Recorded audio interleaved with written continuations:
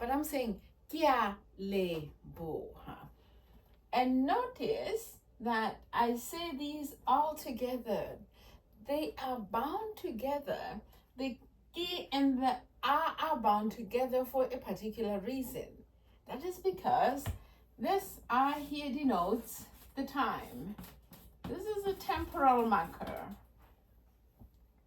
It explains that the action is happening right now, or it is in the habit of happening, or it is always going to be happening.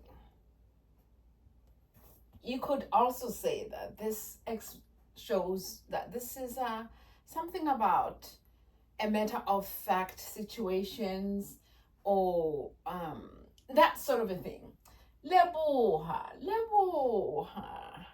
means grateful. Kia leboha, or thankful. Leboha.